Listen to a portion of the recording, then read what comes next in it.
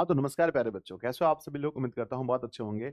एक शिक्षक होने के नाते मेरी ज़िम्मेदारी होती है कि मैं अपने बच्चों को हमेशा गाइड करता रहूँ। तो प्यारे बच्चों, ये वीडियो आप लोगों ने बिल्कुल सही देखा है। इसमें मैं आपको बताऊँगा कि परीक्षा हॉल में जाने से पहले आपको किन 5 गलतियों को नहीं करना है और किन 5 चीज़ों को आपको हमेशा ध्यान रखना है। प्यारे बच्चों, इससे पहले मैंने बताया था कि परीक्षा सेंटर में आपको किन 5 बातों का ध्यान रखना है। ये वो वीडियो है जिसमें आपको मैं ये बता रहा हूँ कि परीक्षा हॉल से बाहर, यानी आप जब एग्ज़ाम देने जाते हो तो घर से लेकर के एग्ज़ाम हॉल तक में आपको किन 5 बातों का ध्यान रखना है, ठीक है ना? आइए देखते हैं प्यारे बच्चों, बहुत ही शानदार वीडियो होगी, आप पूरे वीडियो को देखेंगे। ये वीडियो 100% आपको पसंद आएगी। आप वीडियो को लाइक करना, नीचे एक प्यारा-सा कमेंट ज़रूर करना और अपने दोस्तों में ज़रूर शेयर करना। चैनल पर पहली बार आए तो सब्सक्राइब करके जाना बच्चों, ताकि और वीडियोज़ आपको मिलती रहें। देखो बच्चों, मैंने बोला है, देखो आज का मोटिवेशन है विद्यार्थी जी, कि ज़िंदगी मिली है तो कुछ करके दिखाओ। ज़िंदगी मिली है तो कुछ करके दिखाओ। अगर वक़्त खराब है तो उसे बदल कर भी दिखाओ, है ना? वक़्त बच्चों, हम है ना, हम बिहार के लोग हैं, हमारे में गरीबी होती है, हमारे में बहुत सारी ज़िम्मेदारियाँ होती हैं।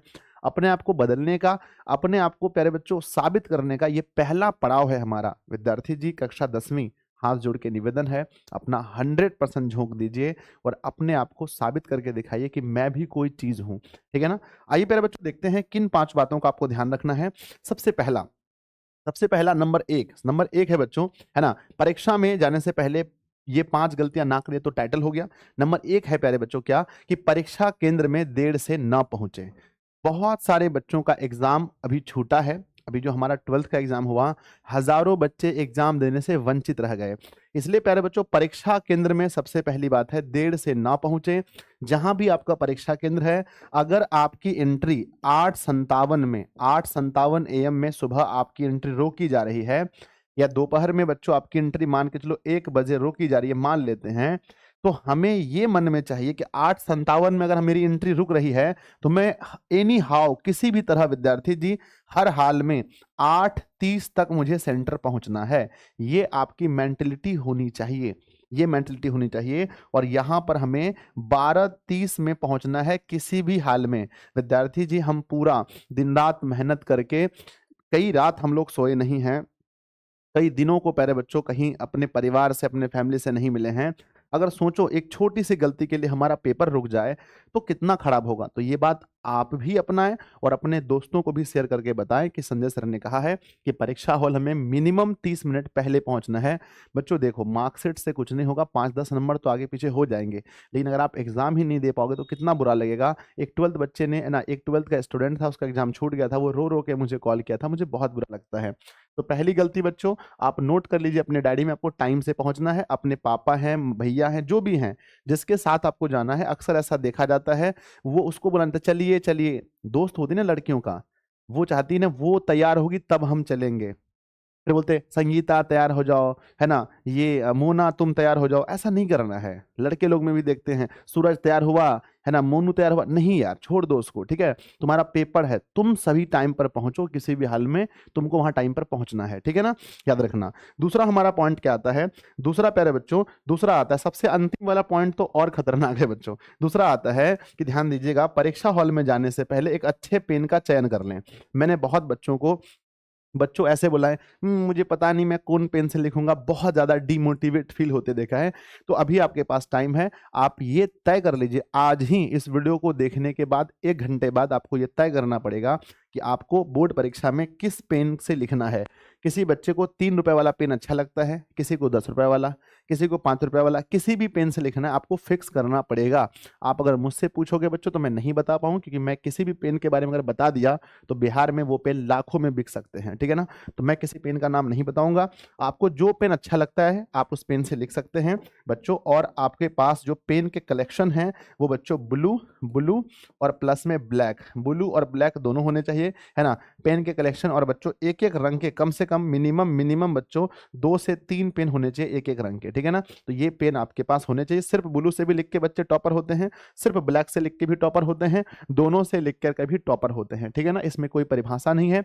नॉर्मल कॉपी लिख करके भी टॉपर बनते हैं, स्टाइलिश कॉपी लिख करके भी टॉपर बनते हैं। ऐसा नहीं कि सिर्फ स्टाइलिश कॉपी लिखकर ही लोग टॉपर बनते हैं। वो ऊपर में जो प्रश्नोत्तर संख्या लिख देते हैं, वो जो ट्रेंड चल गया है, मुझे तो कभी हंसी आता है देख करके, यहाँ पर लिख देते हैं प्रश्नोत्तर संख्या संख्या क्या लिखते हैं, प्रश्नोत्तर, है ना, प्रश्नोत्तर संख्या बच्चों यहाँ पर 1 लिख देते हैं, उसके बाद यहाँ नीचे आंसर लिखते हैं। ये कौन सा तरीका है बच्चों, मैंने तो कहीं देखा नहीं है, मैंने टॉपर से ही पूछा, उन्होंने नहीं बताया मुझे कि हम लोग ऐसे लिखे थे। बिल्कुल नॉर्मल कॉपी भी लिख करके आप टॉपर बन सकते हैं, ठीक है ना। मैं आपको हिंदी का कॉपी लिख के बताऊंगा कैसे लिख सकते हो आप, है ना। नेक्स्ट आता है मेरे बच्चों, इसके बाद क्या आता है, नंबर तीसरे में देखता हूं, और ये चीजें देखेंगे अभी प्यारे बच्चों बहुत ट्रेंड में है, ठीक है ना। हर जगह मतलब बच्चे ऐसे ही लिख रहे हैं, और मतलब मैंने बहुत सारी वीडियोस देखी है जिस पर प्यारे बच्चों यूट्यूब पर हजारों वीडियोस पड़ी हैं जिस पर ऐसे बताया गया है। तो आप ऐसे भी लिख करके आप टॉपर बन सकते हैं, नॉर्मल भी लिख कर टॉपर बन सकते हैं, ऐसा नहीं कि ऐसे लिखने से नहीं हो सकते, दोनों ठीक है, ठीक है ना। मैंने बताया ना, दोनों से आप बन सकते हैं, ठीक है ना।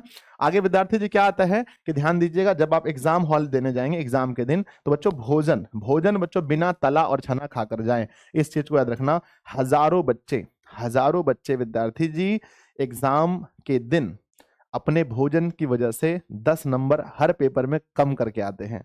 तो प्यारे बच्चों सबसे पहली बात याद रखना कि कोशिश करना कि भोजन शाकाहारी हो, क्योंकि वो तुम्हारे अंदर मांसाहारी वाला फील नहीं देगा, है ना। इसलिए आपको शाकाहारी भोजन करना है। पहली बात क्या है कि भोजन कोशिश करना, आप कितना भी मांसाहारी जीव हैं फिर भी कोशिश कीजिएगा भोजन क्या होना चाहिए, शाकाहारी होना चाहिए, और उसमें भी प्यारे बच्चों तला और छना नहीं होना चाहिए। यानी आप बच्चों पराठा खाकर नहीं जा सकते, आप पूरी छना हुआ खाकर नहीं जा सकते, आप नॉर्मल ऐसा प्यारे बच्चों बहुत मतलब ना उबला हुआ सब्जी रोटी खा सकते हैं, आप बच्चों चावल और वो खा सकते हैं, सब्जी खा सकते हैं, या बच्चों हो सकता है कि नॉर्मल जितना खा सकते हो, फल जितना खा सकते हो, सेब खाओ, अंगूर खाओ, बेदाना खाओ, रसगुल्ला लास्ट में खा लेना, समझ रहे हो मेरी बात को। तो वो सब चीज खा करके आप जाइए, है ना, दही खा के जाइए, ताकि है ना, लोग दही खाने के लिए क्यों बोलते हैं, क्योंकि वो पेट को ठंडा रखता है।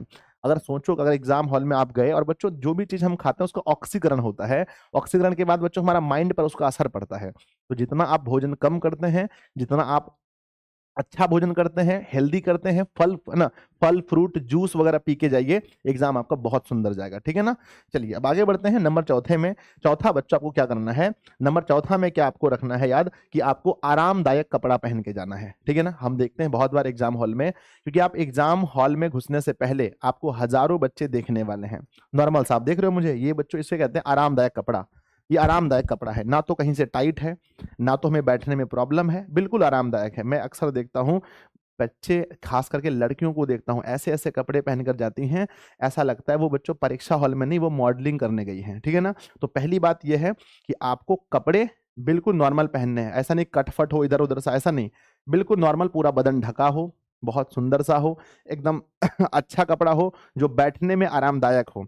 बहुत सारे लड़के ऐसे ऐसे जींस पहन लेते हैं, बैठने में प्रॉब्लम होती है, फिर वो बैठते हैं ऐसे ऐसे करते रहते हैं, उठते रहते हैं, बैठते रहते हैं, जिससे तुम्हारा टाइम बर्बाद होता है। तो बच्चों कपड़ा वही खरीदें अगर खरीदना है तो, अगर आप पहले से ही खरीद चुके हैं, जो भी कपड़ा है आपके पास वो बच्चों आरामदायक हो, यानी बैठने में थोड़ा ढीला ढाला है, देखने में खराब है, ठीक है, देखना इंपॉर्टेंट नहीं है, आपको कैसा फील दे रहा है। कुछ ऐसे कपड़े हम पहन लेते हैं जो अपने आप को बच्चों अनकंफर्टेबल महसूस होता है। परीक्षा सेंटर में गए, आपको शर्म लग रहा है कि सबको हम ही को ऐसे झांप कर रखे हैं, है ना, ऐसे करके झांप कर रखे हैं, ऐसा हम ही को देखेगा, है ना, ऐसे करके आप ऐसे करके बैठे हैं, हम ही को देखे, नहीं बच्चों, तो ऐसा नहीं होना चाहिए, आपको अनकंफर्टेबल महसूस नहीं होना चाहिए। कपड़ा ऐसा हो जो आप बहुत, जैसे आईएएस ऑफिसर वगैरह लड़कियों को मैं कहता हूँ, सूट सलवार जो होता है बहुत अच्छे वाला, बहुत सुंदर वाला, वो पहन के जाना, कोई कोई दिखावा नहीं, नो, बिल्कुल शो नहीं करना है। कपड़ा जितना आरामदायक होगा आपका पेपर उतना अच्छा जाएगा, आप पर ऐसा पॉजिटिव पॉजिटिव वो पड़ेगा, वाइब्रेशन आएगा। नेक्स्ट पर बच्चों सबसे अंतिम है, सबसे इंपॉर्टेंट है, सबसे अंतिम ये है कि बच्चों सभी आवश्यक चीज एग्जाम हॉल जाने से पहले जब आप घर से निकलें, तो इस वीडियो को एक बार फिर से देख लीजिएगा। एग्जाम हॉल जाने से पहले पहले बच्चों आपके पास एडमिट कार्ड, आप देख लेना कि आपने एडमिट कार्ड लिया है या नहीं लिया है। ज्योमेट्री बॉक्स, कोई भी एग्जाम हो सब में आपको ज्योमेट्री बॉक्स लेके जाना है, हिंदी का एग्जाम हो सब, है ना, फिर भी आपको पेंसिल लेके जाना है। ज्योमेट्री बॉक्स हर एग्जाम में होना चाहिए आपके पास, और साथ में बच्चों पेन आदि, है ना, ज्योमेट्री बॉक्स में अच्छे पेन आपको लेना है, आदि बच्चों साथ लेकर जाना है। बाकी क्या रूल है जूता वगैरह पहनने का देख लेना, जूता वगैरह का मैंने रूल नहीं देखा, नहीं पहनना तो नहीं पहनना, चप्पल पहन के जाना, स्लीपर कोई दिक्कत नहीं है, ठीक है। मेरे बच्चे आरामदायक होना चाहिए, मैंने कोई भी पेपर आज तक जूते पहन के नहीं दिए हैं, ठीक है ना। शायद वो पार्ट 1 पार्ट 2 में मैंने दिए थे, मैट्रिक इंटर में नहीं दिए थे, ठीक है ना। तो ये कोई डिपेंड नहीं करता है। और मैं बच्चों 10th क्लास में लोअर पहन के गया था, क्या पहन के गया था, लोअर और टी शर्ट बच्चों, लोअर और टी शर्ट पहन के मैं गया था 10th क्लास में एग्जाम देने के लिए, समझ रहे मेरी बात को। तो ये डिपेंड नहीं करता है कि आप क्या पहन कर जाते हो, ये डिपेंड करता है आपको कैसा फील हो रहा है, कैसा महसूस हो रहा है, आपका पेपर अच्छा जाना चाहिए। ठीक है, तो प्यारे बच्चों, हम उम्मीद करते हैं कि आपको ये पांचों बातें समझ में आई होंगी। नंबर एक मैं फिर से रिपीट कर देता हूँ, परीक्षा केंद्र में टाइम से पहुंचना है। भैया दीदी जो भी साथ में जाएंगे, पापा, उनको बोल दीजिए भाई पापा टाइम से मुझे पहुंचा देना। ठीक है, दूसरा आता है मेरे बच्चे, सेकंड आता है कि अच्छे पेन का आप चयन पहले ही कर लो। ठीक है, तीसरा पॉइंट आता है विद्यार्थी जी, भोजन बिना तला छना खाकर जाना, जूस वगैरह ज्यादा पी के जाना, रसगुल्ला खा के जाना, आरामदायक कपड़े पहनना, कोई नौटंकी नहीं चलने वाला है। अगला बच्चों, पांचवें में सभी आवश्यक चीजें, एडमिट कार्ड, ज्योमेट्री बॉक्स, ये सब लेके जाना।